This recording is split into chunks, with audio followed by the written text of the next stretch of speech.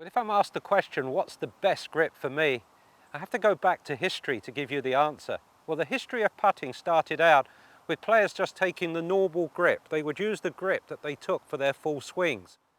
And of course, in those times, the stroke would have been a little wristier because the greens really didn't have that much pace on them.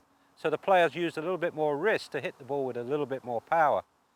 And then players started to notice that excessive wrist action started to cause inconsistency and even the yips. So what happened then became the professional's grip, where the forefinger extended down over the fingers of the right hand, either all four fingers or three fingers. And the reason for that was to help keep the left wrist leading the stroke more. Also, green technology improved. Grasses were finer, greens were cut shorter, the ball travelled faster across them. So what would happen is that players didn't have to use any wrist action, certainly not voluntary wrist action. Well, then things progressed and players started to think, okay, if I'm going to really keep the left wrist out the stroke, let's go cross-handed. By keeping the left hand below the right, it helped keep the wrist action out of the stroke.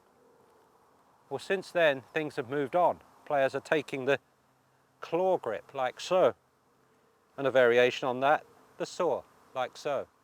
But both these grips still to keep the left wrist leading, the left arm leading, the right hand pushing, and no involuntary wrist action. And even the players that take and secure with the belly putters or the chest putters to a point on their body and then swing the putter with just their right hand, they're pretty much doing the same thing. They're simply trying to eliminate involuntary wrist action.